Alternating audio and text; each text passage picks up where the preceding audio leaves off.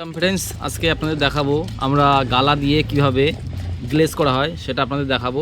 আপনারা দেখতে থাকুন। দেখতে পাচ্ছেন আমি কিন্তু ফার্স্টে গালা লেগে নিচ্ছি। গালাটা আপনাদের মিডিয়াম মোটা নিতে হবে, বেশি মোটা না। দেখতে পাচ্ছেন আমাদের গালাটা কিন্তু বেশি মোটা না, মিডিয়াম মোটা নিয়েছি।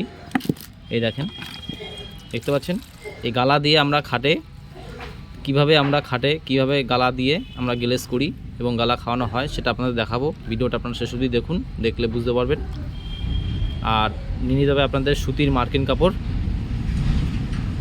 এবার দেখুন আমরা কিভাবে খাটে গালা খাওয়াচ্ছি, দেখতে থাকুন শেষ অবধি। দেখতে পাচ্ছেন খাটে পুরো কোড়া খাটে আমরা গালা খাওয়াচ্ছি। গালা খাওয়াতে গ্লেজ উঠবে। আপনারা দেখতে থাকুন। কয় কোট মারলে খাটে গ্লেজ উঠবে সেটা আপনারা না দেখলে বুঝবেন না। দেখতে থাকুন শেষ অবধি। দেখতে পাচ্ছেন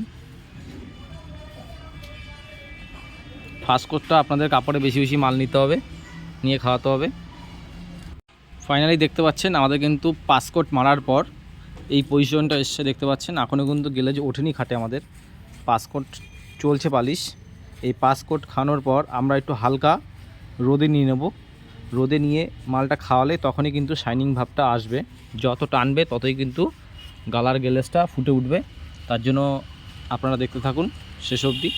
দেখতে পাচ্ছেন কীভাবে খাওয়াতে হচ্ছে। এবার 5 কোটের পর থেকে আমরা একটু চেপে চেপে খাওয়াবো। চেপে খাওয়ানোর কারণ হচ্ছে কাঠের আঁচটা বন্ধ করতে হবে। আঁচটা বন্ধ করলেই কিন্তু গ্লেজটা ওঠে, নাহলে কিন্তু গ্লেজ উঠবে না। দেখতে পাচ্ছেন কীভাবে খাওয়ানো হচ্ছে।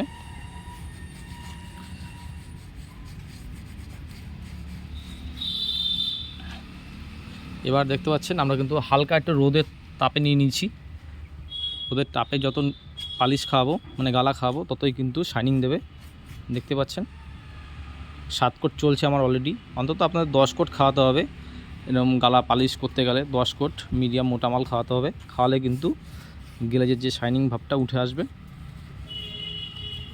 দেখতেই পাচ্ছেন।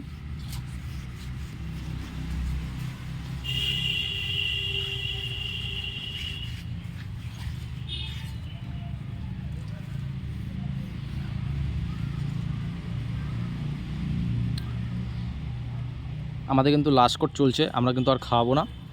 আপনাদের যদি ভিডিওটা ভালো লেগে থাকে তাহলে অবশ্যই একটা লাইক করবেন এবং যদি কোনো নতুন হয়ে থাকুন চ্যানেলটা সাবস্ক্রাইব করবেন।